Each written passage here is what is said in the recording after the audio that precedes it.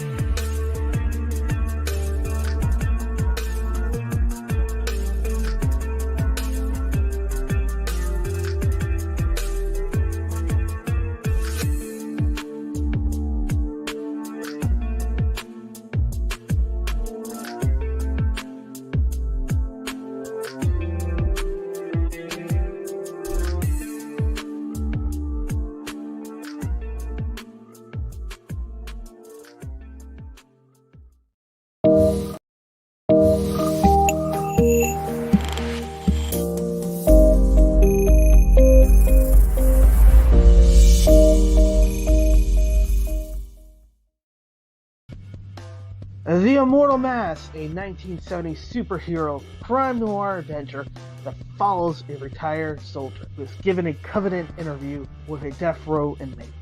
What he learns from the interview thrusts him into Atlanta's shadowy underworld. He'll have to utilize his military training to survive from being hunted for the information that could topple the most powerful ruling class in the city. This is not a pre-order or a crowdfunding campaign. Get your books now at Denali's.com. 25 seconds to curtain, folks.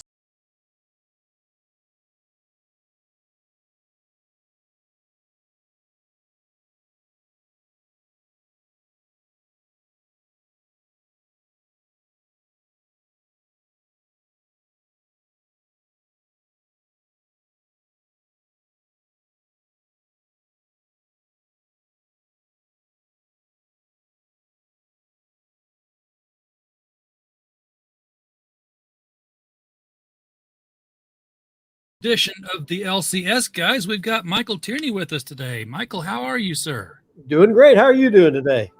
I'm not doing too bad. It's a Friday. We took the previous show off, so it's been a month. It doesn't feel like it's been that long, but it has. Time just flies by. It does. It really does. I noticed that all your walls are still standing. Yeah, I made it through the tornado. Okay, it passed fairly close to me, but it just missed my community, and it was one of those weird tornadoes where we're surrounded by, a thunderstorm and lightning striking, so I could hear it going by, and of course all the sirens are going off all over the place. But it stayed a few miles to the east of me. Okay, so yeah, I would almost expect it to do that. Because that's what tornadoes do in that area. They follow 30 all the way up, and they just stay on the interstate. Like they don't want to take the side roads. You know what's crazy about tornadoes? Usually they kind of wander around. You don't know where they're going to go next. This thing was just a straight line coming from the south and headed northeast. It was weird. All right, we got Corey Ransom Art in the chat popped in. Glad to have you here, sir. Hope that we can entertain you while you're here. Appreciate you popping in. So did it go towards Conway, or did it go towards more Cabot direction, I guess? More towards Cabot, right.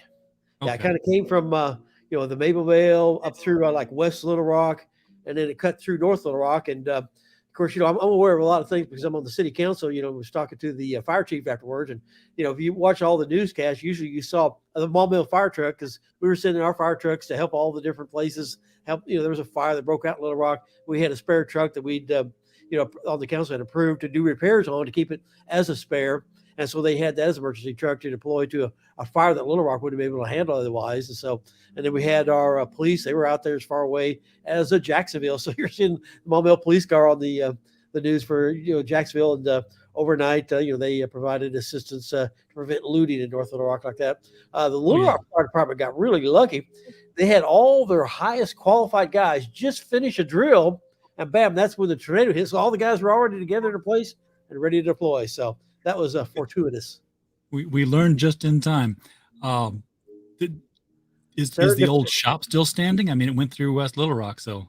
I think so. I don't think it got right over there. It didn't get too far from it. But matter of fact, one person I do know that got hit pretty bad, not directly, but his mother, the publisher of Kursova magazine, Kursova Publications, his mother's house was flattened. And, oh my God. He's okay. She's okay. But they pretty much just wiped the house out. Yeah, but that's everything in the house too. That's years of memories, not to mention the monetary value of things that you had in your house. Yeah, I kept because I kept hearing about all these different aids. I was like, hey, this is a place that's got boxes. This is a place that's got tires. Finally sent me an email. Okay, we got it covered. We're okay now. Everything's okay. Yeah. So okay, I'm thanking you. He wasn't printing there, so. Right. Yeah. But so that's lost. So that's the weather covered. We've talked about the weather like a couple of years ago. Yeah, I have been hit by a tornado in my house here. Oh, yeah. This is about 20 years ago. I'm working my West Little Rock store. Towards the end of the day, fortunately, I didn't have anybody in there. All of a sudden, I get a call from the alarm company going, "Hey, the alarm is going off of your house, but the police say they're too busy to check on." I'm like, "Okay, well, bam!" I locked up and I hit the road. And fortunately, I was driving my 4-wheel drive truck. So, and there were trees down the road, so I was able to get around all the obstacles, got to my house. And you know what a double tree is, where it kind of splits and goes into two trees at once. Had a double tree knocked off the park, green space surrounding my house, and into my house right over my library room. I walk in, and that whole ceiling is caved in like a big bubble because all the rain was on that ceiling. I'm moving stuff out as fast as I can. And I didn't, move any of the shelves or anything like that. I thought, well, those stuff will be okay. It ended up being all right. But, so I got everything out off the middle of the center of the room out of the way. I immediately called the insurance company and said, yeah, it's just, there it goes now. I mean, I just started talking to them and the whole ceiling caved in. And I mean, all the important paper out of the way. I mean, that's the one room of your house that you don't want to have the ceiling cave in on. But fortunately, since I, was able to get there and move everything, I only turned in a claim for $50 of lost merchandise. Of course, them knowing what I do, they're like, $50? Now, I thought this was physically impossible because I had a check in my mailbox the next day. Any other insurance claim I've ever had, it takes us a while, then we got to mail it to you, blah, blah, blah. I mean, the next day it was in my mailbox. Like, give him that check now, man. Send it by courier overnight. He's settling for 50. Get it done. Yeah. Because they knew what your policy was. They're like, we're lucky. Don't let him find anything else. He settled. Yeah. Pops, you know what it's like to have tornadoes going on up there in Michigan. And we know that Doc Blalock, also on the Madness Network, just had his house hit hard with a tornado a couple months back. So they're out there. They're striking all the comics people right now. We had a few years where we didn't have a lot of tornadoes, but now they're back and making up for lost time. That's climate something or other, I'm sure.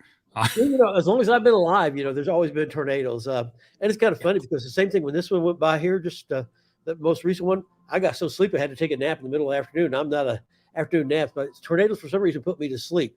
I remember my parents were telling me they were coming back from Missouri one time, and a tornado came down the interstate right behind them and started falling down. My dad's going as fast as he can, trying to outrun this thing, nowhere to turn off.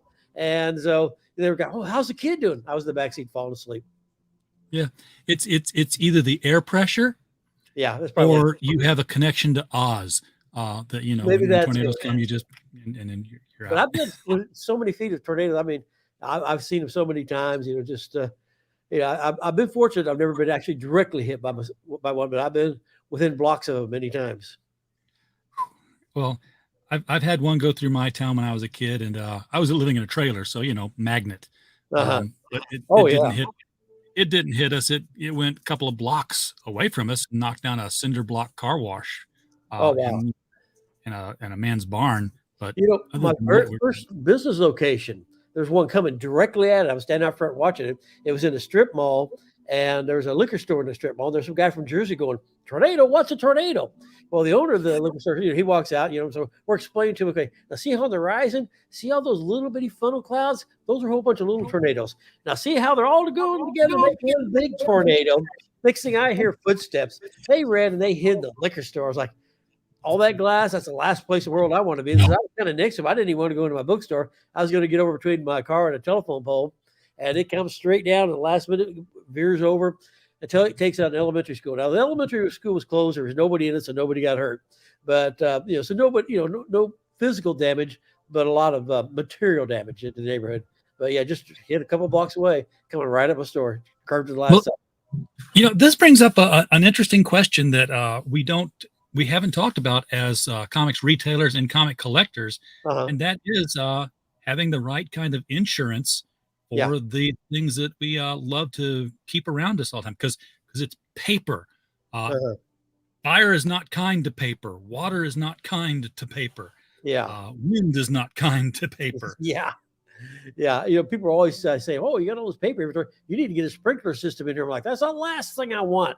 Is a sprinkler system. One false alarm, all my inventory is ruined. But water, that's even more damaging than fire, So you need an oxygen sucker outer or something. You want other forms, or just I always had fire extinguishers, but didn't want a sprinkler system. And I've talked to so many customers who had losses where they did well with insurance, and other ones where they did not do well. And that's one conversation you want to have with your insurance company to make sure they know what you've got. And make sure that you're going to be covered. And now nobody's probably ever going to be able to insure their collection for the full value of replacement, because if you got a big collection, it's probably more than a premium you're going to want to pay. So you're going to have to pick a limit that you say, okay, if I had a total loss, I can live with it. Hopefully you'll never have a total loss, so whatever your losses are will be covered. But because you run into some agents like, oh man, you could probably find a box of that somewhere for $50. Yeah, in Fantasyland, I'll buy that box if I can find that. Oh yeah, And some of the stuff you have might be irreplaceable, or just not purchasable again because no one else is giving them up. They're rare. And I'm in a unique situation because there's actually been books written about my personal collection. So of course I'm the one who wrote them. Oh well, I've got some old ones, I guess, but did I show you the oldest one I just bought recently? I don't think so. No, because if I did, I wouldn't drag it down. It's right here above me. So I always thought that, like Famous Funnies and Crack Comics and those kind of things, Famous Feature Funnies were first comic books. And Mike Walters would be the man who knows about that kind of thing. Mike is here dropping by to like and share hi. And he has the nightly show called The Mike Stand. And on Friday nights, being tonight, he goes back and he reads the Golden Age comics. He reads them online with guest panelists, and they do the voices. I'm frequently a guest there as well, so it's a fun time just stepping through history and reading the PDFs of these things. But I was in an old bookstore in a little town in the country, and that's the dream, right? Because you find an old comic book in an old bookstore, and you're like, yes, this is what I've always wanted. I found this. Oh, Katzenjammer kids, yeah. Well, those guys, those were scoundrels. They were scamps. Yes, always. This is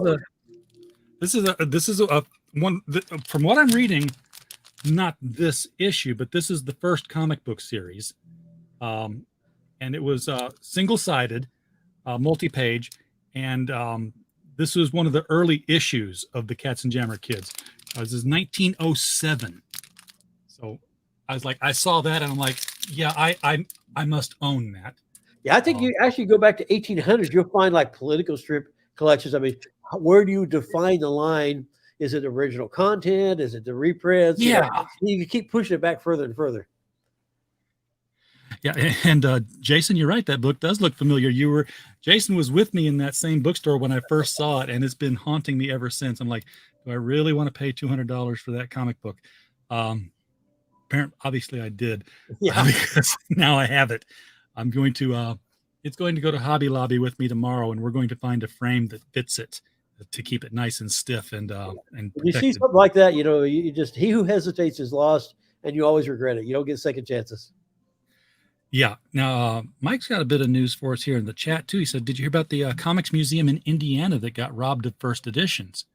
Again, this is another insurance thing. So, Mike, if you got a link to that, throw it in the chat here. We'll pull that news story up and take a look at it. My first year of business, I was burglarized, and so I always had to. And they got me bad because I had some of my best stuff was stolen, and so I always had good systems after that. But you have to stay state of the art because the art is constantly changing. Nowadays, like the last time I think they really got me good. I was still where it was phone lines. You don't want to have your alarm on the phone line anymore. Have it on a cell phone. That way, they cut your power, they cut your phone line. The alarm is still going out. So anybody's out there, if you got an older style alarm system, get it where it's on a cell phone backup. They can't block that or cut it off. When I talked to an insurance agent last time, a long time ago, I said, "Hey, I've got these comic books here. Are they covered under my policy?" And he said, "No, they are not. They're collectibles. You have to have a separate policy or a separate rider to cover those." So, insurance companies will rip you off. I mean, I think they get scammed so many times they figure it justifies them scamming people.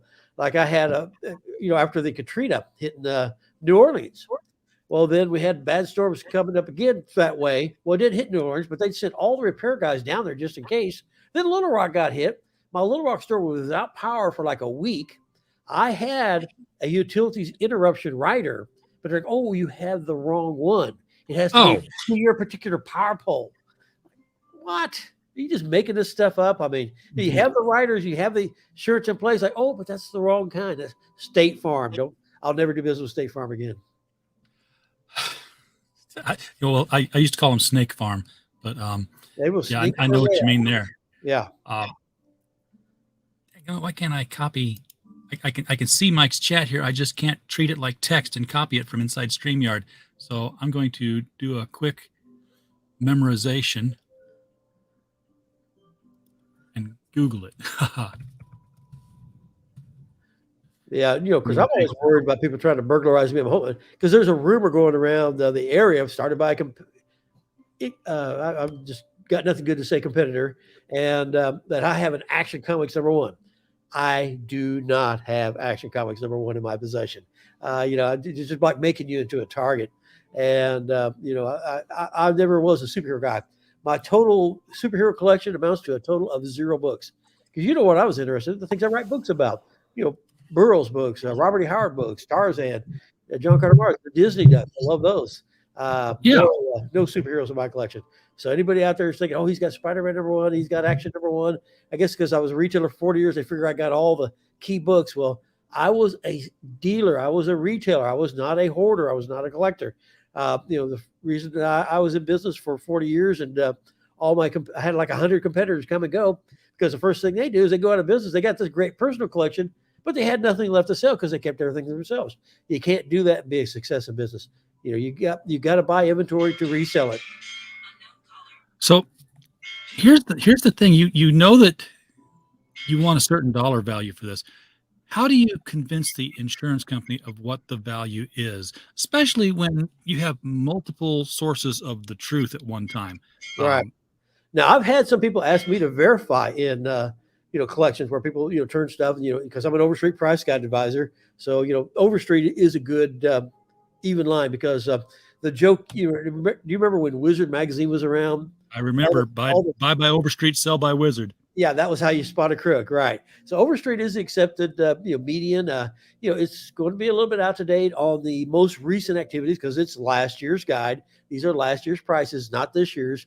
So we'll be up to date with immediate current trends. But over older books over a longer time period that have a little bit slower change of values, it's going to be a lot more accurate. And so I've seen a lot of people use Overstreet Price Guide to show. Now, one of the things I've always advised people. Get a video camera. Or you use your cell phone. Make a video of your personal collection, and actually, that's a wise thing to do for your whole home because you say a tornado wipes out your house, you won't remember what you had on the wall. You won't remember all of these little details.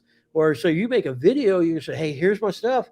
And then, hey, there's a visual record. They can see that you actually had it. Now, if you got a really big collection, obviously you're not going to go through every one. I was going to say, it'd be a 7-hour video to, just go over every comic cover. Right.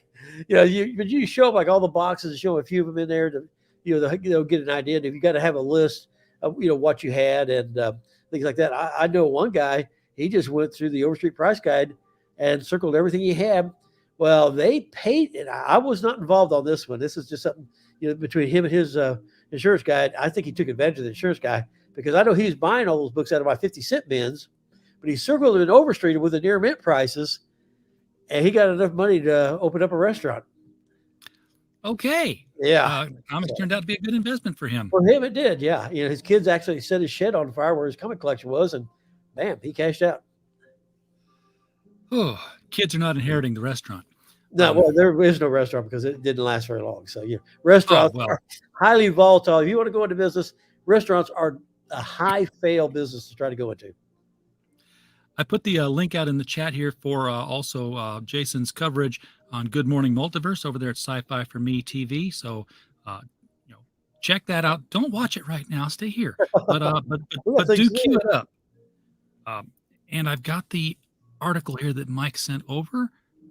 Mike Walters. I just need to share it.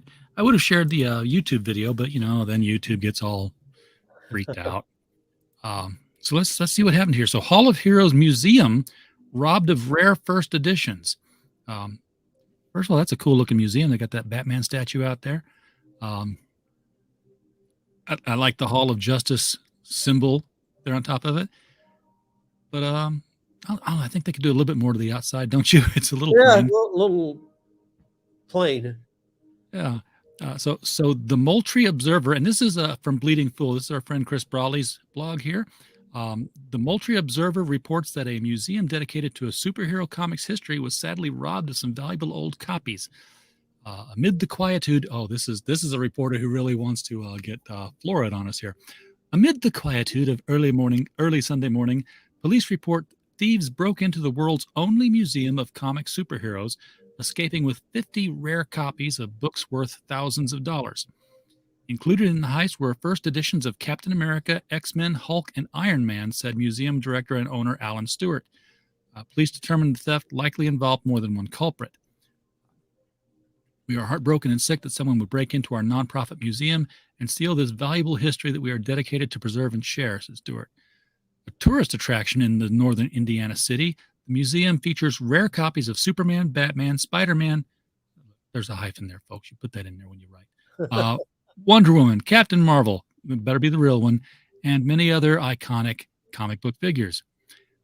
That's definitely a terrible thing to happen. And the worst part, Stewart said the museum had hosted its annual convention earlier this month with over 100 vendors attending. He said the irreplaceable comic books were not insured. What have we been talking about here? Wow. Yeah. The collection is very, very expensive to insure, he said. We are a small nonprofit and we don't have the funding to insure. They stole history. They didn't just steal stuff.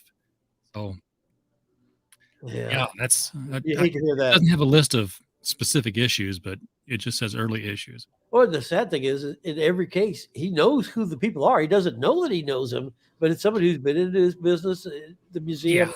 So if he ever found out who it was, he'd be shocked because he will end up knowing it. I mean, I'd have people all the time. I could always spot the thieves trying to sell me stolen comics because they were doing, they were like overhyping, talking like they didn't know what they were talking about. And, then they tried to act like I had one guy one time, I bought all these comics from you for $50 a piece when I was a kid. I'm like, those are 50-cent books. They've never been anything but 50-cent books. No, I paid you $50 a piece. I don't want to buy any of them.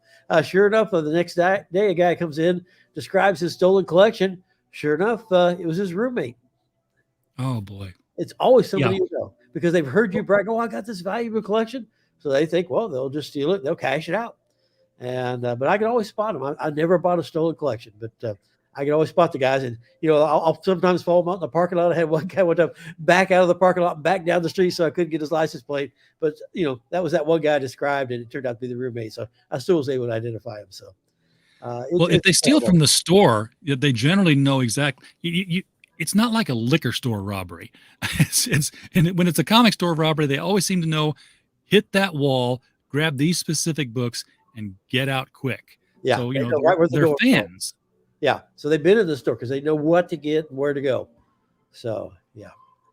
So the writer here, and I don't know who Chris had writing this. Is it him or it's Avi Green, one of their other writers.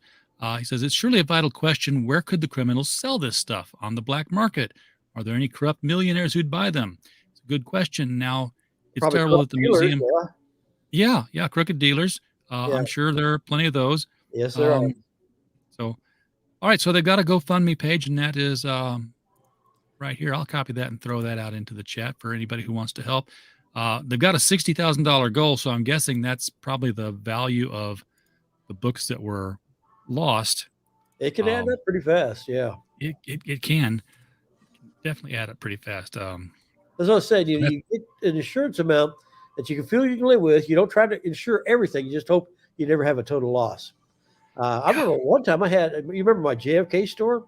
One of maybe the most premier locations for a comic book store in the country. I mean, as far as visibility, one time I did a lot of advertising on the stations, television stations, and they had this thing.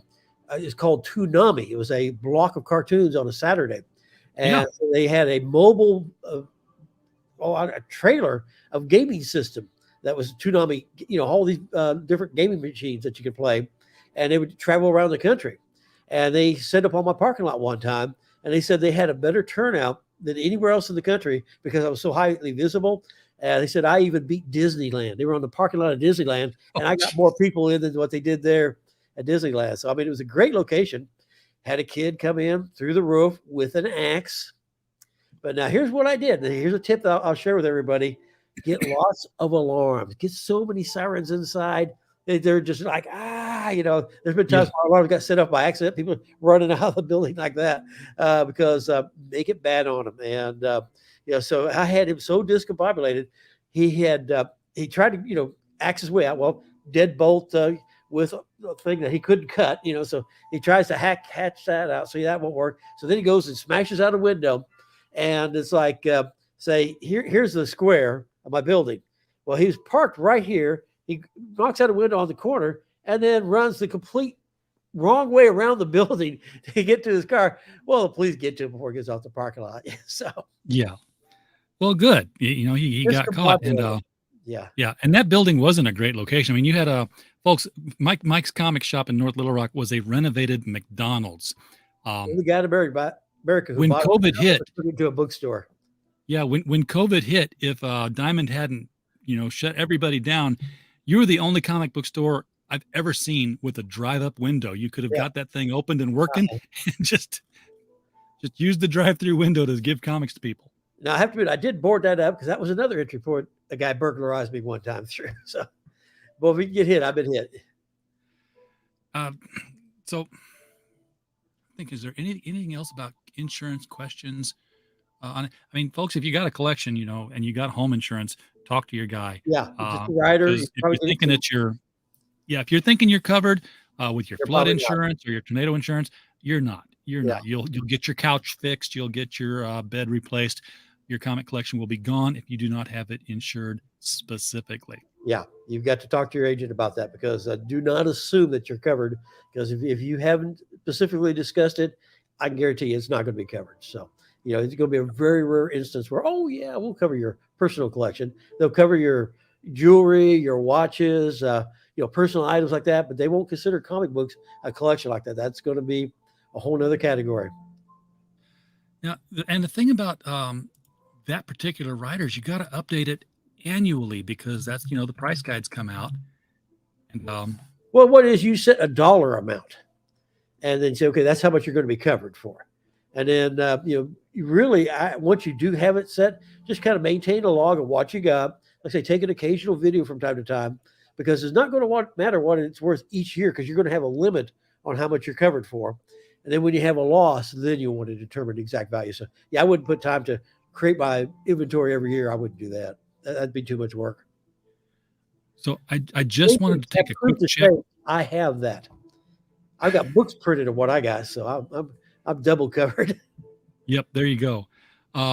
I just checked out the Kickstarter because we had you on for that a couple of weeks ago. The Skydance of Winter Fire book. Oh, yeah. $1,276 raised. Was that goal? Did that make it? Yeah, $600 goal. You did double the goal. Yeah, but of course, naturally, you would like to put some more zeros behind that. But always. Well, one thing that kind of hamstrung us a little bit, we never got the prototypes until right at the very end, so never really had a chance to show them. And I finally did get I've got those where I can show you to you now.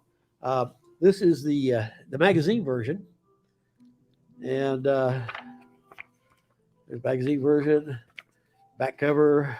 That back cover is beautiful. Oh yeah, you got a word dance in it. You got to have a picture of a girl dancing, but yeah, you got a lot of illustrations in that too. That's on the other page. We also did it in a perfect bound square spine. Now it has a different cover. This is the one and only copy of that because there's an image on the inside that we swap out. See if this will flip a little bit better than what the other one did. But yeah, that image right here, that's going to be the cover of the perfect bound format. Okay. So so you get story on one side and artwork on the other side, telling you about what's happening in the story there as we progress through the events there. Oh, I can imagine what you went through on layout on that book just by looking at how you got the white space for the text and the graphics surrounding it. Yeah, it's technology right now is where things that used to be so labor intensive are actually not that bad nowadays. Using InDesign, Photoshop, all these different processes. You know, it's not the same way as it was back. See if I can find it here for you.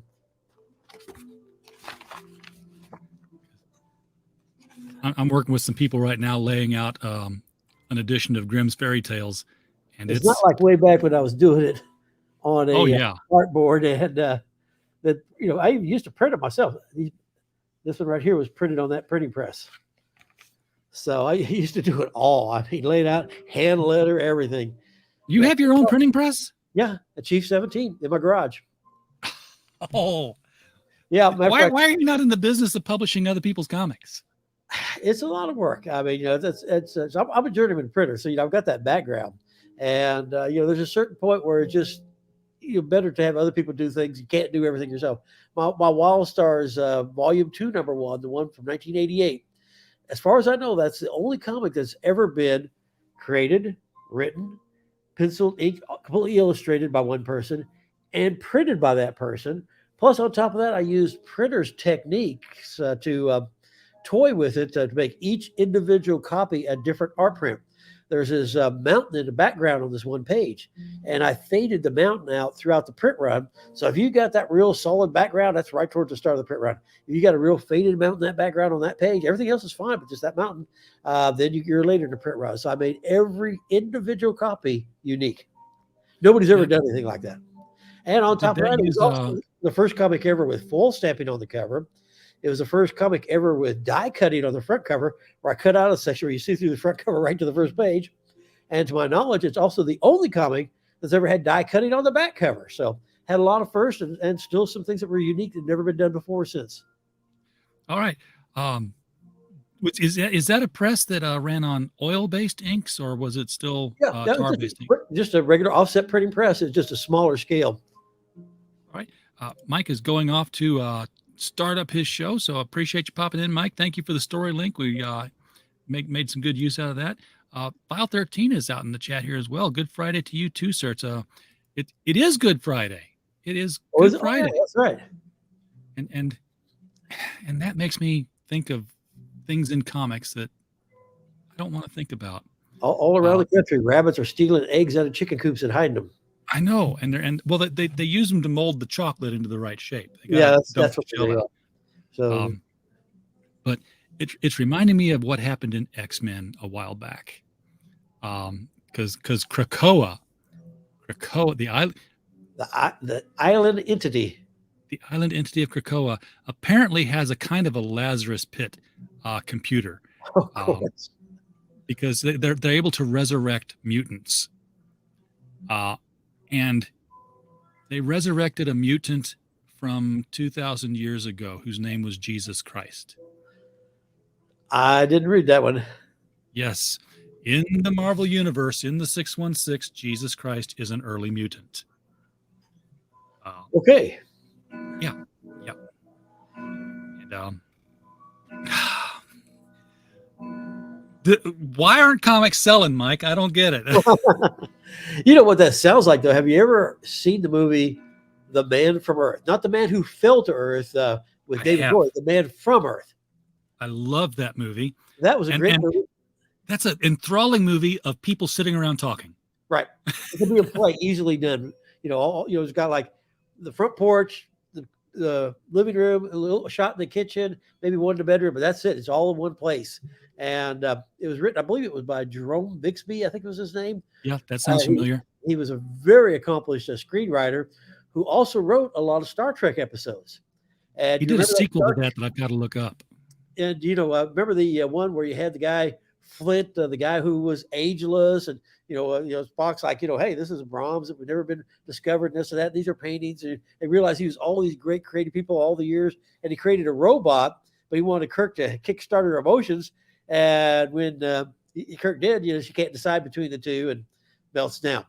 And so they flipped. You remember that one? I think it was, I can't think of the title of it, but that was written by that same guy. And this is almost like a prequel to that. I mean, this could have been part of that Star Trek episode because it could have been like that same guy. And he just kept on living because he keeps on living into a sequel movie that the guy did. And like I said, I've got to look that up. But yeah, I get where you're going. That guy went. They asked him once they started believing his story, like so where were you, during the crucifixion? And he was like, I was kind of up on this tree with my hands nailed. Yeah, like, you really want to go there? Yeah, totally shattered that woman's faith. Yeah, Requiem for Methuselah. It has a great twist in it too. I don't want to say in case anybody watches it, but it's one of these things that just kind of evolves and evolves. And he's like, well, let me ask you a question. What would because everybody's like, man, you've been a great teacher for 20 years, and all of a sudden, the second somebody said, hey, you don't look like you've aged in 20 years, all of a sudden you're leaving in a hurry. What's up with that? And he goes, well, let me ask you a question. What would it be like if a guy didn't age? And then they just evolve from one thing after another. That's a great story. Jason says the Star Trek episode is Requiem for Methuselah. That's it, yeah. And he's curious because I know that Jason is looking at going into print magazine format right now for some stuff. How long it takes to print a 60-page magazine? I don't. Are you like one issue on a printing press, or like? Well, there's a lot of different ways to print. I mean, you've got letterpress print, which is the way the Gutenberg Bible was printed. And we were using that technology all the way up until almost like the 1960s, and it's still around for things like foil stamping and special features. Then because letterpress was everything was a reverse image.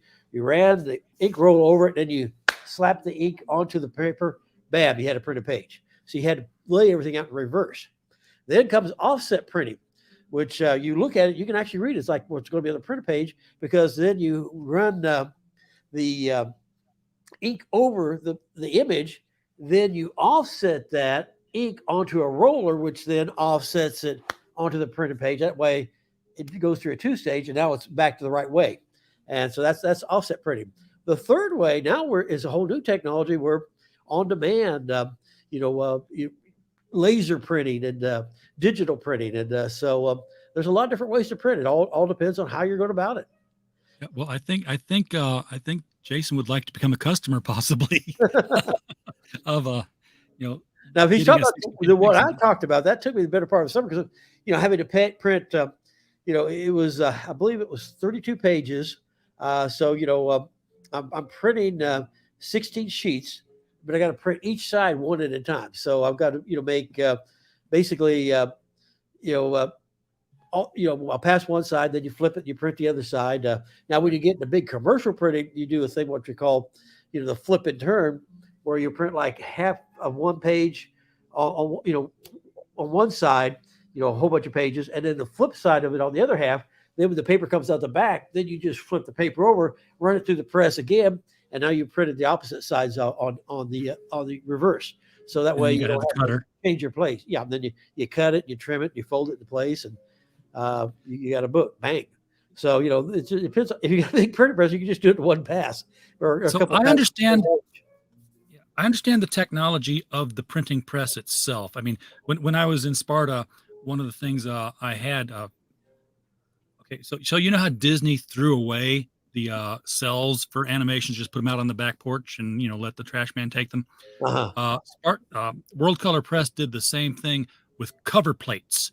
So I had one of these bronze colored color plates, a slight curve to it, and it was a reverse image. It was very raised metal.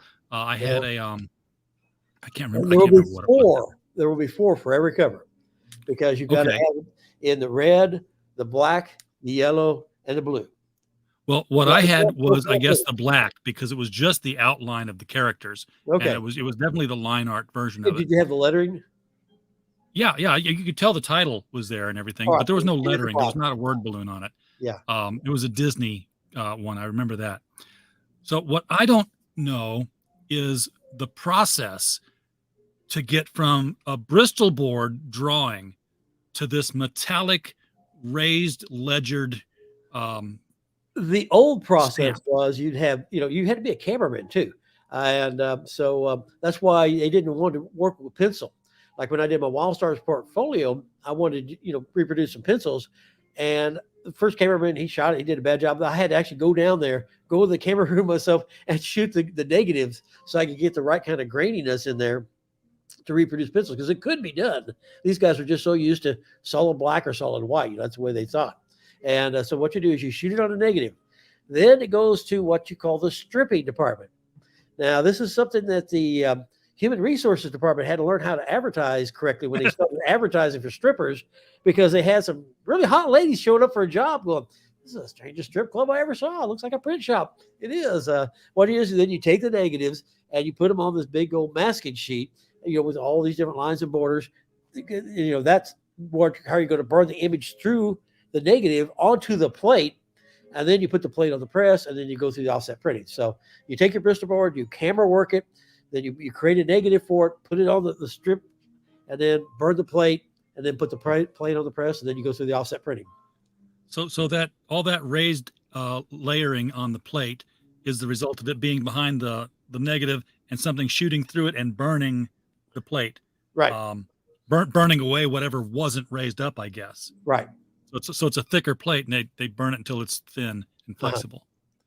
Okay. I understand the process. I have no idea the lasers and death rays it would take to produce that kind of heat and not burn up the negative. But because right now everything's all the digital printing, this and that. And my Wild Stars graphic novel for the Book of Circles, the very first one, that was actually the first graphic novel Ingram Printing had ever done. And I was going through their lightning source. And so we had to have a conversation, because it was new ground to them. So I have a teleconference with their production staff and the people working the print shop. And of course, I'm talking printing background. And whenever you called heavy ink coverage, you call that heavy blacks. Heavy blue would be heavy blues, this and that. So, this is a black and white comic with a lot of ink coverage in there. The artist that I was using at the time for most of it, Dave Simons, was very good at what you call the artwork about spotting the blacks. And so I asked him, I said, "How are you guys? Do you do well with, heavy blacks? How are you about printing heavy blacks?" And I hear this room just go silent. And then after a while, I hear this one girl goes, "I think he means heavy ink coverage." Oh, ha, ha, like what the hell kind of book do you think I'm printing here? It's a urban Weight Watchers kind of manual. Yeah, I know. It's like, yeah, wow, okay. No, it's a comic book, huh? I'm dealing with Ingram right now. In fact, on the graphic novel end of things, it's still good. They continue to reject things because they're like, the cover spine is like, no, the cover spine is fine. It's supposed to look that way. We intended it. Just do it. But this gets into why I say about how other people handle things. It's nice how Krasova deals with all those problems, and I just concentrate on creating now. Well, they just recently advertised that they could do the comic book thing in emails to their customers. So I'm like, okay, fine. We sent them, some artwork and a cover, and They can do a minimum of 16 pages, so obviously a 24-page floppy would not be a problem, except for the fact of making it an actual floppy. We asked them, it's like, so we don't see we're submitting it, we're picking the paper, we're picking the color, but we don't see the saddle stitch option. The what? I know. How do they think we're going to? I guess they're doing perfect bound. Perfect bound. It's got to be perfect bound. It's like, you can't perfect bound 16 pages. I know, it's too tiny. Yeah. We have a lot of production problems. They're going to find out. The pages will just fall out. Yeah. So 32 pages. I'd say it'd be about the smallest you want to do a perfect bound. Kind of like that. This is perfect bound. There you go. But they did not have a saddle stitch option. I'm like, well, that's, I was going to recommend you to a lot of people who are looking for international distribution printing, but they're doing, 24, 26 page comics, and they're going to want saddle stitch because that's what, comic book collectors like. They like it to be a comic book with staples and everything. Yeah. Folds open a lot better. Yeah. So yeah, it's crazy.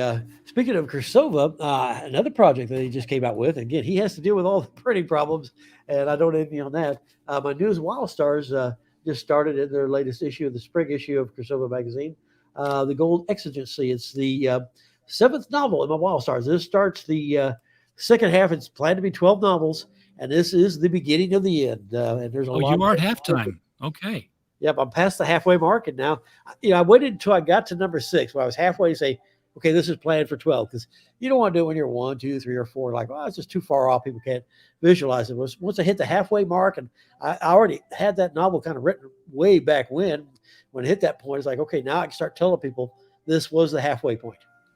And so now we're on the second half, and now I can see if I can fit everything into these last few books that I've got. I've already got them laid out. I've even got the last chapter written. So nobody has to worry that I'm going to do a George R. R. Martin go, well, I don't know what we'll do now. Now I've got it planned. And that's why it gets so complicated and make it so wild to go in so many different directions and still weave it all together. There is a planned finish. Yep. So obviously that's going to keep you busy for a while, because I was just about to ask you, now that, now that the Lovecraft, the Robert E. Howard. Yeah. I knew Howard was in there. It was like Howard Phillips, Howard, Robert E. Howard. Now that that's out of the way, and now that, the Skydance of Winter Fire is completed out, what are you going to do? What's your plans now? Well, I'm writing other short stories, submitting stuff to different anthologies. You've got one I sent a story off to. I've got another one that, Kursova's doing about the Sons of Hercules. So I've never written a Conan story, so this is kind of the closest thing I can do a Conan, although I can put a little humor into it, where Conan is a little bit more serious subject matter. But this is more like a Saturday matinee type of a story, so I can have fun with that. And then I'm going to try to just go ahead and just keep knocking out my Wild Stars as I have time, and then create other stuff. I've already got a couple more series of novels that I want to write. So it's never going to be for a lack of having something to do. It's nice to be able to work on other things and also start to dabble with my artwork again too. Yeah, I bet. So you still do the mail order for the comics. Yeah. How much time does that take to set aside? I mean, how much business are you still retaining from the old shop? Amazingly, a lot of it. I have to admit, I've done no advertising, done nothing to try to bring in new customers, because I had so many customers stick with me. It was almost, I know you never want to say that, but it was almost too much. And, I've lost a lot of my smaller customers, and it's almost down to a manageable size now. And, where it's not so time consuming, because right at first it was taking like about half my month. I mean, it's almost like 2 weeks worth of work. And now I'm getting it down to where it's more like about 1 to 1.5 weeks out of the month of work. Of course, then I've got other stuff I do too. I'm on the city council, so that's always got a lot of stuff. If there's a problem in town, I'm going to hear about it. It's up to me to try to figure out how to solve it and fix it. Now that I've had the Robert E. Howard chronology, I can finally leave the house for the first time since I closed my store. Because for 2.5 years, that's all I did, 7 days a week. It was a monster project. If I didn't knuckle down, it was never going to get done. And so I got it done. And so, one of the first trips I took was to the National League of City Conventions in Washington, D.C. And because, when as Mall Mills City Council, part of the Arkansas delegation, got to meet our senators, got to storm the Capitol. Didn't get arrested for it, though. And Really? No insurrections, really? Okay. No arrest warrants. And discovered Lincoln's secret exit out of the Lincoln room. Not the Lincoln bedroom. That's in the White House. But he actually have a Lincoln room in the Capitol. And he had a secret escape tunnel in there. Cool. Yeah. It's not so much a secret that they keep showing it out to people now, but yeah, like have you ever you've heard of the Rotunda, where have all well, we got to go up on the elevated area above the Rotunda, and so so everybody's looking at, hey, who are those people? Like, they probably think we're somebody important, but we're not. So, but it was fun to go through the underground tunnels. Then when you want to go into another part of the building, they actually had to go out one side, walk all the way around, then go in where everybody else came in. All the secret tunnels. You feel like Nicolas Cage in National Treasure.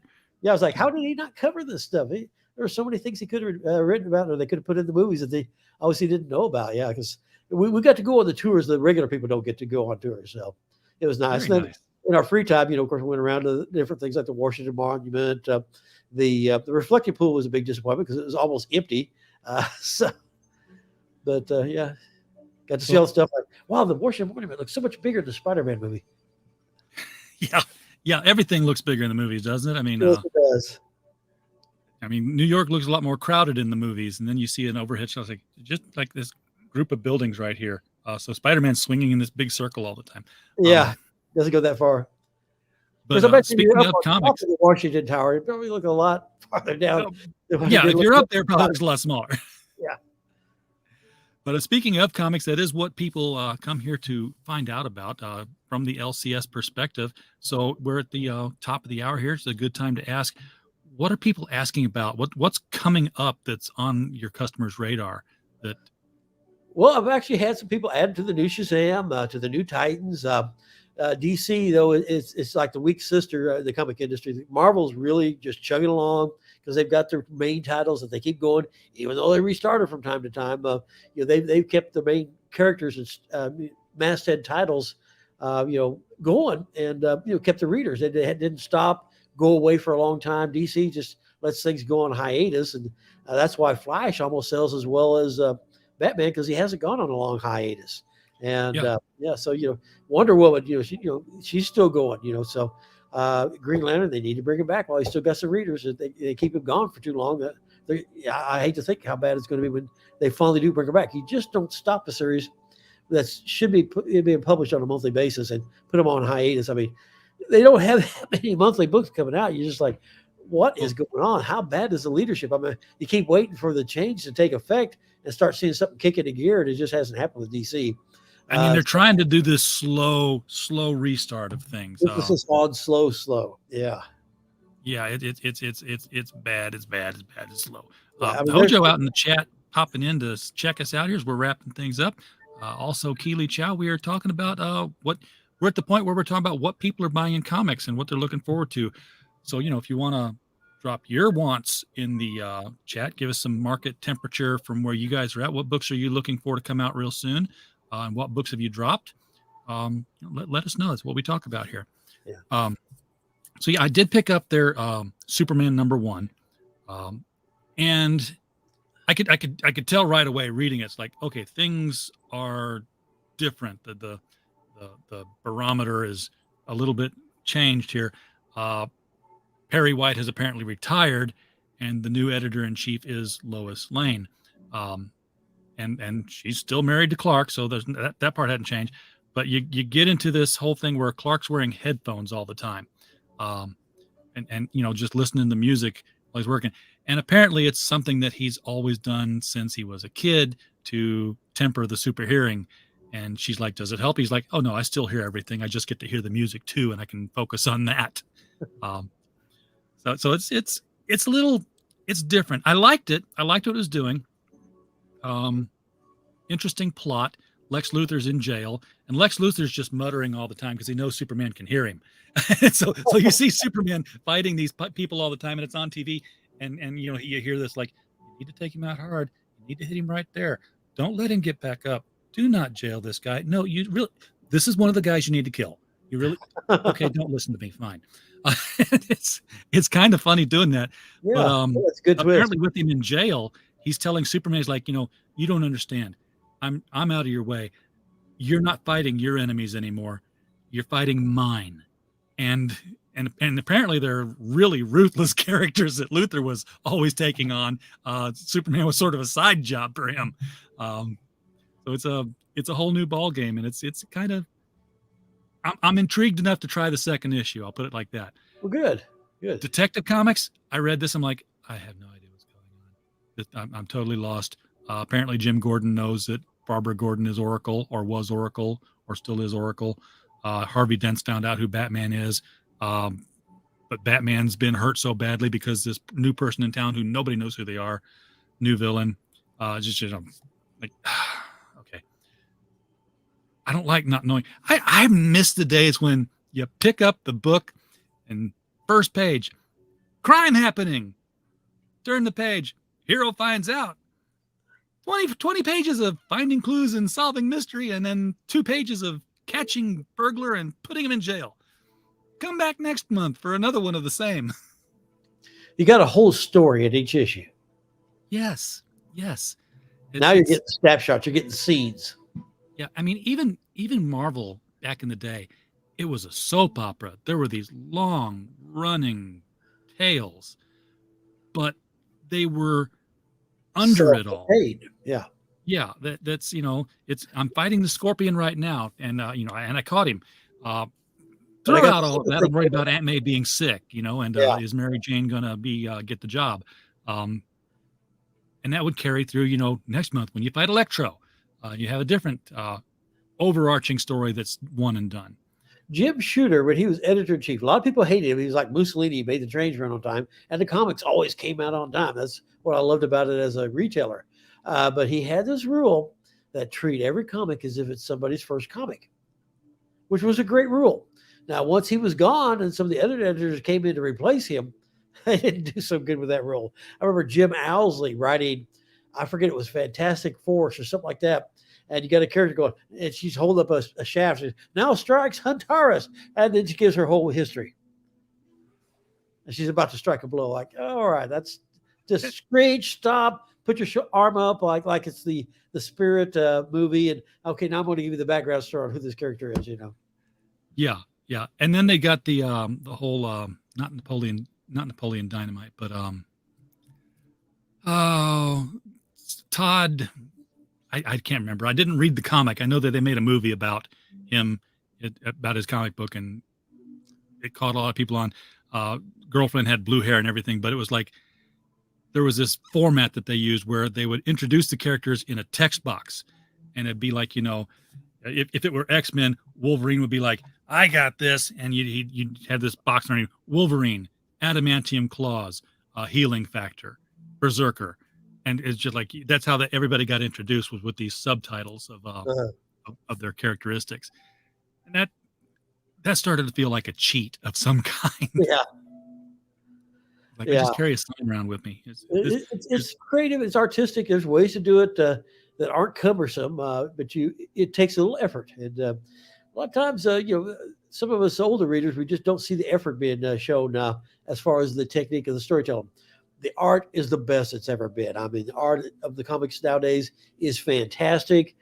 It's just the delivery of the story it's lacking. I mean, a lot of the art is good. Yeah. But all the writing's bad, because it's not. There's a lot of good writing out there, like what you just described on Superman. Sounds like a fun take on Superman. It can be done. There's some good writing out there, but there's a lot of junk. Really, really good art as well. Captain Infinity, thank you for popping in, man. Appreciate it. The art in the Batman book was really good. It was, dark and gritty, and it's Batman kind of current Batman kind of art. Sue me, I still miss, the blue cape and and that kind of a lighting to the story. But yeah, now Robin, that's being canceled with issue number 7. That's that story. All the stories were Robin on a date, basically. With Bernard, and they finally replaced the artist, but not in time to save it from cancellation. The artist was just drawing these gangly necked, boneless kind of characters. They looked so cartoonish that it was not a superhero tone for the book. And, like Plastic Man. Yeah, kind of like Plastic Man, a YA Plastic Man kind of mix. It was not Robin. and the new Robin came out, and it was artistically very well drawn.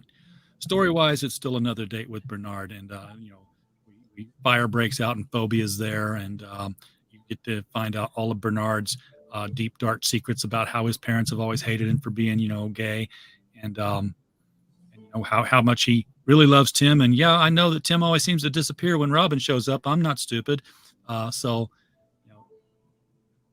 ends the book with the whole, until he tells me his secret, I'll keep my mouth shut.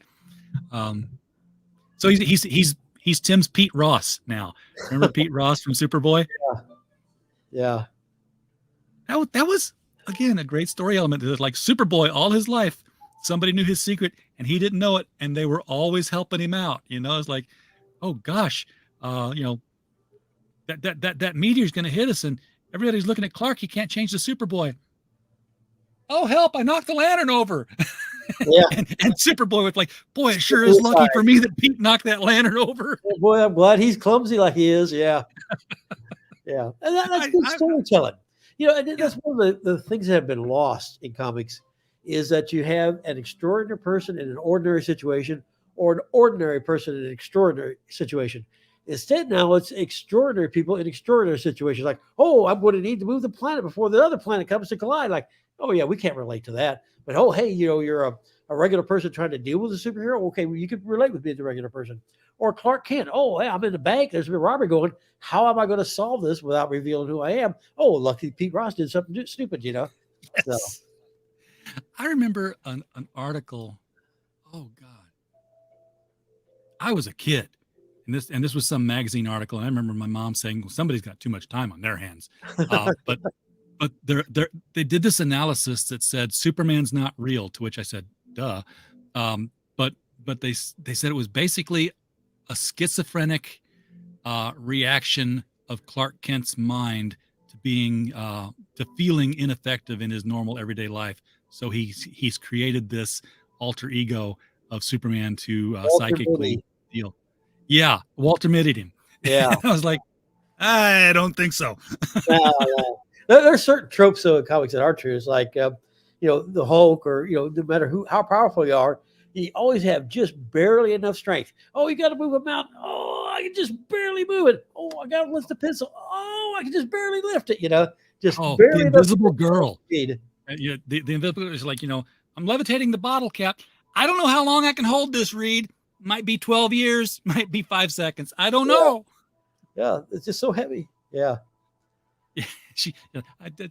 I'll keep this force field up as long as I can, but you better do something. Yeah. He's the most powerful member of the team, always has been. John Byrne got cold-blooded when he talked about her. He's like, you realize a little force field about this size and length is nothing for her to concentrate on and make. And all she's got to do is just put one over the trachea of the enemy, and they stop breathing. They just fall over. Yeah. She could be deadly. Yeah, she could be. It's invisible. You see. She could make force field bullets. I mean, just anything she wanted. And I think she did at one point. I don't know how fast she could make them go, but force field. Heck, a force field bubble in your belly. It's like, I need to make it a little bigger. Yeah. You feeling it? Yeah. You want to quit? I'll make it a little bigger. Yeah. Yeah. It was this guy like, Wolverine fighting Magneto. He's got all the adamantium in it, like that's going to be a pretty sure fight. Yeah. Well, what that tells us is that, adamantium is one of the ferrous metals. It's magnetic. Not every metal is, it's like, Wolverine and another guy with claws could have attacked Magneto, and Wolverine gets this way and Magneto goes, whoop, and the guy keeps coming. He's like, yeah, what are you going to do with nickel, buddy? He's just going to slice him up with, blades of nickel. Yeah. Yeah, they don't always put a whole lot of thought into it. They're not always consistent, are they? No, they weren't, but it was consistent enough. It was entertaining enough. Remember how schizophrenic Kazar used to be? 1 minute I never really read Kazar. He was one minute he was very intelligent, articulate. Next thing you know, mightier than Mastodon. You're like talking like the Hulk. Yeah, he just it was like he was multiple characters. Well, I guess it depended on whether or not the next writer read the previous stories or just said, "Oh yeah, okay, he's a Tarzan. I know Tarzan. Tarzan's Johnny Weissmuller. Boy, go village." Yeah, exactly. Which in the books he didn't talk like that. He's very articulate, knew multiple languages, and so the people who read the books just hated the movies. Just like, oh, that's not Tarzan, not even close. So yeah, it all depends on how much research the writers do. And like you said, we go from one writer to the next. All of a sudden, you got a different character. Now, the last Tarzan movie they did, I really liked that one because I thought that they tried to stay with the Tarzan of the books because he was articulate. But yeah, they tried to put him into history. But the thing, when I was talking to the president of Earls Burroughs, when I was kind of pitching my own idea that they could make a movie out of, I was like, the problem is when Tarzan came out, he was a contemporary. He was a man of the times. Now they're sticking him back into history, making him a retro type of thing. And, my pitch was like, bring him back, reinvent him for the current age. Now, whenever they try to do that, they always seem to mess it up. He knows monkey foo and things like that. So it's one of those things you got to get it right. And so I pitched him my idea because we're writing up a synopsis. We might want to have you do a screenplay. So I wrote it up because, we like this so much. We want you to write it up as a novel. So I wrote it up, but then I didn't get it to him fast enough. By the time I turned the novel in, they had started doing all the reissues of all their Tarzan novels. So they're going through releasing all these books. And so they've had my manuscript sit there for getting close to 3 years now waiting to be read. Hey, I'm like, I wonder what I did with that thing. I wrote that a long time ago now. 3 years is a blip in publishing time, though. I mean, they might still be wanting to do something with that. So, they haven't even read it yet. So we don't know what's going to happen with that.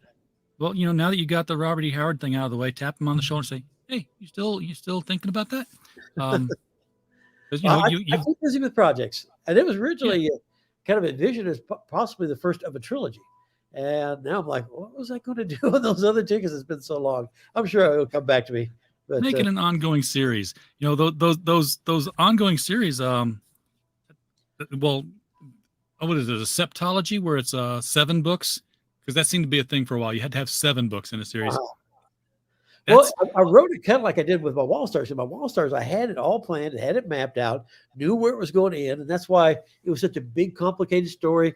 And I'm still getting to things that I was teasing in my first comics way back in the 80s. And I'm still finally letting the other shoe drop on stuff because all these things were laid out so far in advance. And like, wow, you really had that plan that far in advance? I did. And so when I approached the Tarzan book, I approached it from what if Earls Burroughs knew all the other books he was going to write, all the other characters. And so I had cameos in there from John Carter, from Carson, from Venus, and all the. And I've got Pellucidar in there.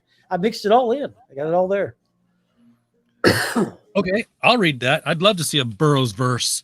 In modern time. I got this one scene. I wish I could describe it to you. I don't want to give it away because it's a key scene. Like that's going to be the cover scene. It's like the wildest thing you ever saw. Well, I said the 7-book series thing is a real moneymaker because Harry Potter, 7 books, and all 7 of them became movies, which made her, she's the richest woman on the planet, I think. She did well. And I just read been rejected by every publisher.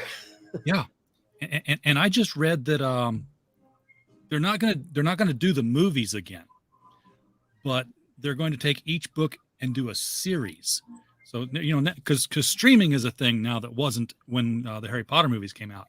So they're going to take book 1 and make that season 1 on I want to say HBO Max because it's a Warner Brothers project, but it might go somewhere else. So there's 7 years of weekly episodic drama that she's going to make just more cash. Then I need to get her agent working for me. get him on my Wall Stars.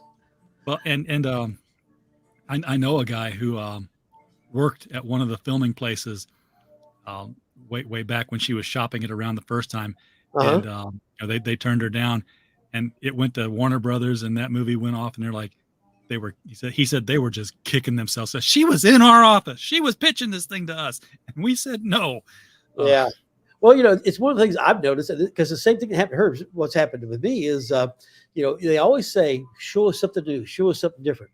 What they really mean is show us something that's familiar with a little bit of a twist. Because when you show them something new, something different, like, well, I don't know what that is, and so they want familiar, but they want to act like it's, that's why you see all these Harry Potter imitators, because the people, oh, well, what that person did, I'm going to do it with this twist, and then they buy it up. So they don't really want something new, they don't want really something different. So when you've got a unique idea, a unique concept, they don't know what to do with it. They can't visualize it. Well, folks, we are past the top of the hour. Got off on some tangents here, but that's okay. It's kind of what we do. Tornadoes and insurance coverage. Tornadoes and insurance coverage. Roll back to the beginning of the show, folks, when you're done here, because that was the important stuff. You're a comic book collector. Consider your insurance coverage. But if you want something familiar with a twist, come back in 2 weeks when we do the LCS Guys show all over again. It'll be just like this, but with different topics and possibly some different guests. We're talking with people and might shake the lineup up a little bit here. Familiar with a twist. We just like a James Bond martini, shaken but not stirred. Exactly. And that's a Vesper, isn't it? The name of the drink. I'm not familiar with drinks. I don't drink a lot, so I couldn't tell you. Well, I mean, in the James Bond universe, it's a Vesper, because he like invented the drink to a bartender and named it after his girlfriend, his dead girlfriend. Oh, really? Okay. Yeah, his girlfriend's name was Vesper, because it's a Bond girl. They all have these poetic kind of names or dirty names. Yeah, some names we probably shouldn't say, because we were like, did you hear what they said on that show? Like, it was a Bond character. Yeah, but you can't say that. Yeah, so many things. Old figure. Yeah. Oh. Yeah, we're not going to say her name. Yeah, Octo, and that one. Yeah, there's another one. Yeah, there's some names just not appropriate for prime time. and yet, he got away with it. That was something that Ian Fleming just liked to do, was name the Bond girls these double entendre things. And he didn't just stop there. I mean, when he did Chitty Chitty Bang Bang, yes, folks, the guy who wrote James Bond wrote Chitty Chitty Bang Bang. That, the girlfriend of Dr. Cracticus Potts was named Truly Scrumptious. It's like, okay, go Ian. Anyway, that was a James Bond crossover we never saw. Oh, well, I mean, again, car with a lot of gadgets in it that could do crazy things, just like that Aston Martin.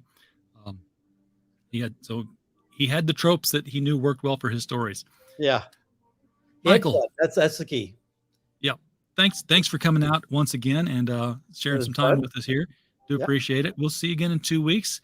Everybody in the chat, same to you. Glad you're here. Always appreciate you being here. We don't have a show without you, so we're glad you're here. And of course, while you were here, well, we just hope you had a blast. Good night.